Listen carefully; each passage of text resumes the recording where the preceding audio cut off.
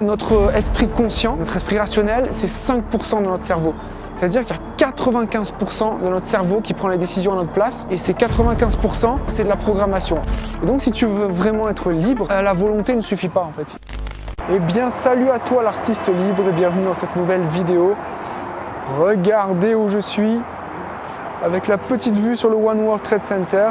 Là on est sur la promenade de Brooklyn. Et je t'emmène avec moi en promenade justement pour te parler de la liberté. Qu'est-ce que la liberté? Et pourquoi en fait est-ce que la liberté, ça m'a poussé à m'intéresser à des sujets un peu, on va dire, étranges et mystérieux comme les neurosciences et le fonctionnement de ton cerveau. En fait, pendant longtemps, j'ai cru que la liberté, c'était quelque chose d'extérieur. Tu vois, que en fait, j'allais être libre quand j'allais être digital nomade, avoir plein d'argent et pouvoir voyager partout dans le monde. Tu vois, la liberté géographique. Je suis ici pour un mois, c'est magnifique. Et du coup, quand tu pars de ce principe-là et de ce paradigme, tu te dis, je serai enfin libre, j'aurai le droit de me sentir libre quand j'aurai gagné plus d'argent et donc quand j'aurai suffisamment d'argent pour voyager. D'abord, je fais de l'argent et après, je me sens libre. D'abord, je trime dur et je travaille dur sur mes objectifs, sur mes rêves et après, j'aurai le droit d'être heureux. Mais tu te rends compte en fait que les rêves que tu as, eh ben, c'est juste des carottes. Parce qu'une fois que tu les atteins, tu te rends compte que c'est pas vraiment ça qui te rend heureux. Aller à New York, c'était mon rêve. Aujourd'hui, je l'ai atteint. Et il y avait tout le côté, les cartes postales, le film, le rêve américain, chanter à New York. Et dans ma tête, c'était, voilà, une fois que je serai à New York, je serai arrivé, quoi. Et je suis là, et je suis toujours pas arrivé. Et tu vois, c'est comme si la chose que je cherchais à travers ce voyage à New York, elle était invisible, elle n'était pas dans ce monde. Tu vois, c'est très mystérieux.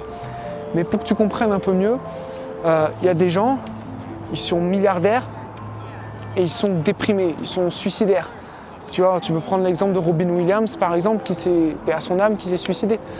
Je vais prendre l'exemple de Will Smith, mais malgré le fait qu'il soit riche, qu'il soit célèbre, qu'il soit plutôt beau gosse et qu'il soit musclé, eh ben, il a des problèmes dans sa vie conjugale. Je peux prendre aussi l'exemple de Johnny Depp qui a eu des problèmes aussi avec son ex-femme, tribunal, procès et tout le tintouin. Et donc tout ça, ça prouve que le statut social, la richesse, la célébrité, les voyages, c'est-à-dire le matériel, ce qu'il y a à l'extérieur, c'est pas forcément ça qui va créer la liberté. Et même moi, dans ma vie personnelle, ça m'est déjà arrivé d'être avec une fille sublime en vacances, dans une magnifique maison, on avait accès à la piscine et tout. Sur le papier, j'avais tout pour être heureux. Et pourtant, j'étais malheureux au possible. Il y avait quelque chose en moi qui me rongeait. Et inversement, tu peux avoir des revenus plus modestes, avoir un travail normal et vivre des moments qui sont incroyablement heureux. Tu peux être en prison et être heureux. Tu peux travailler dans les champs et être heureux. C'est ce qui m'est arrivé d'ailleurs. Je devais travailler une demi-journée dans les champs. Voilà. Je devais couper des vignes. C'est quand je suis parti en Bulgarie. Et j'ai tellement kiffé ça parce que j'étais tout seul, indépendant, avec mes audios, et j'avais envie de rester la journée, et je suis resté la journée, et je vivais les moments les plus incroyables du monde, tout en apportant de la valeur, c'est-à-dire en taillant des vignes comme un paysan, tu vois, qui est un statut social considéré comme plus bas. Et puis j'ai vu les gens qui vivaient dans ce petit village de Bulgarie, puisqu'on est là en train de parler de ça, qui vivaient presque aussi bien que des bourgeois qui vivent dans le 16e à Paris. Parce qu'ils ont des grands jardins, donc des grands espaces verts. Ils ont une grande maison, ils vivent dans la nature, ils ont la télé, ils ont tout pour être heureux en fait. Alors que s'ils étaient partis vivre, je sais pas, à Paris, eh ben, ils vivraient dans des HLM entassés les uns sur les autres. Ça pour dire que le bonheur et la liberté, eh ben, en fait c'est dans la tête. Aussi fou que ça puisse paraître, c'est pas les événements que tu vis qui vont te rendre heureux ou malheureux, mais la façon dont tu l'interprètes. Et ça, les gens du stoïcisme, ils ont compris ça depuis bien des lustres et bien des années. Et le principe du stoïcisme, ça repose là-dessus. Ça repose sur le fait que ce qui te fait le plus souffrir, c'est pas les événements, mais c'est la façon dont tu vas interpréter ces événements. Et donc, ça remet un peu en jeu les cartes, parce que ça veut dire que c'est toi qui as le pouvoir. C'est toi qui as la liberté de déterminer comment tu te sens, en fait.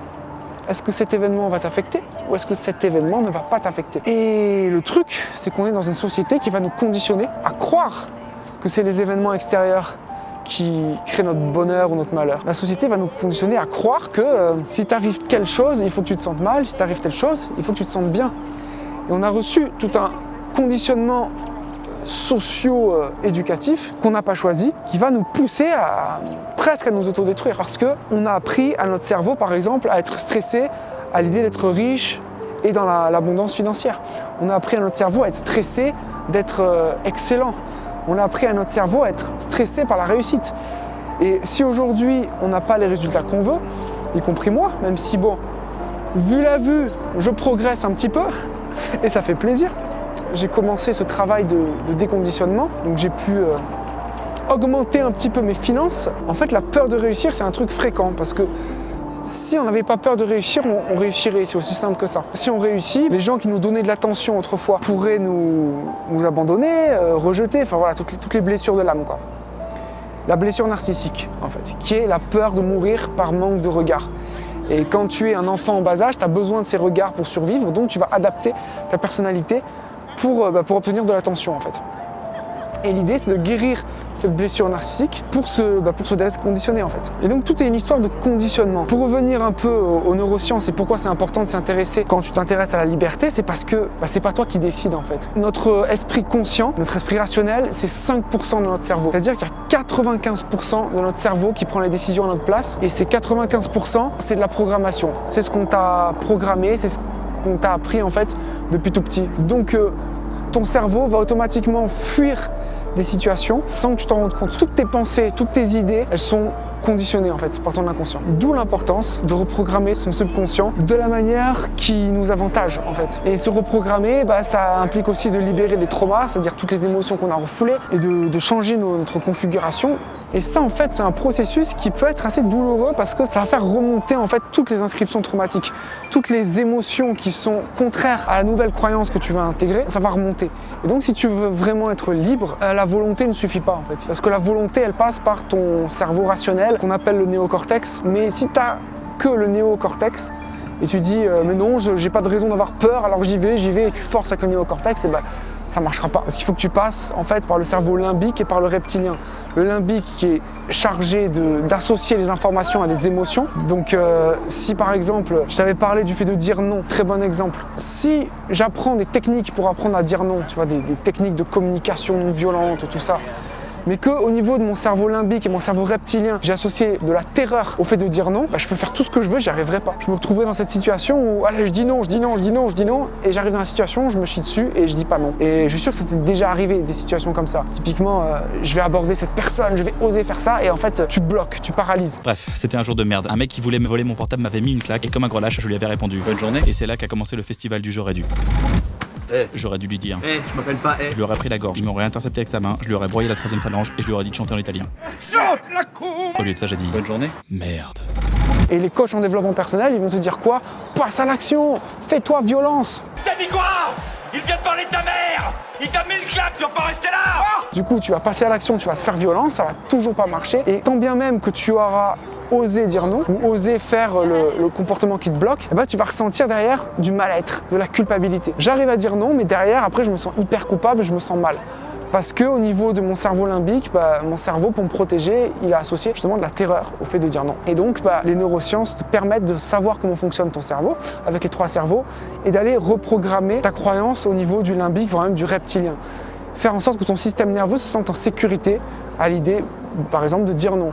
Mais tu vois, pour toi, ça peut être n'importe quel comportement, ou à l'idée de réussir, à l'idée de prospérer, à l'idée de parler en public, à l'idée d'avoir du succès dans sa vie amoureuse. Et il y a plein de raisons pour lesquelles notre cerveau ne veut pas, par exemple, avoir du succès dans la vie amoureuse, avoir du succès en argent, devenir célèbre, avoir des fans. On a des mémoires traumatiques comme ça. À une époque, les gens qui pensaient différemment, on les lapidait sur la place publique. Et si tu as des mémoires un peu comme ça et que tu veux parler en public ou avoir des millions de followers, ça peut être terrifiant parce que quand tu t'exposes, si pour ton cerveau c'est un danger de mort, tu vas pas le faire. Et tu peux être n'importe où, à New York, à Bamako, sur une île, n'importe où. Si dans ton système nerveux, tu te sens pas libre, tu seras jamais libre. Tant bien même que tu aurais de l'argent, des villas, des piscines, etc. Alors que si tu arrives à libérer ton système nerveux, là c'est exactement l'inverse. Où que tu te trouves, où que tu te sois, quelle que soit ta situation financière, tu arriveras à avoir une certaine liberté. Tu vois, on voit des gens sur YouTube, ils voyagent sans argent Ils ont des revenus très modestes, mais ils sont libres parce qu'ils ont une espèce de foi en la vie qui va faire qu'ils vont rencontrer des gens où qu'ils soient et où qu'ils se trouvent. Ça revient à dire qu'en fait, ton plus beau trésor, il n'est pas à l'extérieur, il est à l'intérieur. Tu peux courir après l'argent en mode il faut que je fasse de l'argent, il faut que je gagne de l'argent, et quand je gagnerai de l'argent, je serai heureux. Mais si toi, tu acquiers la configuration neuronale pour être quelqu'un de prospère et que tu développes du coup des compétences pour faire de l'argent, et ben ce trésor il a beaucoup plus de valeur. L'argent que tu peux faire avec ce trésor-là, il est infini. C'est le proverbe donne un poisson à quelqu'un, il mangera pour un jour, pour un repas, et apprends-lui à pêcher, il mangera toute sa vie. Comme dirait le bon Idriss Aberkane, si tu ne prends pas le contrôle de ton cerveau, il y a quelqu'un qui va le faire pour toi. À travers les pubs, à travers les films que tu regardes, à travers les séries que tu regardes, tout ça, c'est du conditionnement et on va créer des croyances dans ton esprit qui sont souvent liées à l'impuissance apprise. Très souvent, quand on veut réaliser des projets et qu'on n'y arrive pas, c'est pas par manque de capacité, mais c'est par des traumas ou de l'impuissance apprise. Parce que notre cerveau veut nous protéger, associe de la terreur à ça. Et du coup, on reste dans des espèces d'émotions qui sont liées à la survie. Je te donne un exemple et c'est là-dessus qu'on va finir la vidéo. Les artistes, ils ont un rapport qui est compliqué avec l'argent parce que on leur a dit que l'argent et la créativité, ça se mélange pas, ça va pas ensemble, ou l'art n'est pas fait pour être commercialisé, ou les artistes, qui sont authentiques, c'est des artistes pauvres et quand t'es riche, t'es un vendu, tu vois, t'as plein de croyances comme ça qui sont issues de l'inconscient collectif et qui viennent un peu titiller ton inconscient. Et moi, ce que j'ai fait, c'est que j'ai pris toutes ces croyances, je les ai collectées et je les ai transformées en croyances alternatives que je te propose d'intégrer sous forme d'un mind movie où tu vas avoir des images, tu vas avoir des affirmations pour intégrer les nouvelles croyances et une musique qui va t'inspirer, que j'aurais composée moi-même, et voilà, tu vas entendre ma suave voix pour te reconditionner à l'argent, si c'est pas merveilleux. Donc tout ça c'est offert, tu as le premier lien dans la description pour y accéder et pour commencer ce chemin pour retrouver ta liberté intérieure. Je te remercie pour ton écoute, je te dis à très vite et surtout, ne t'arrête jamais de rêver.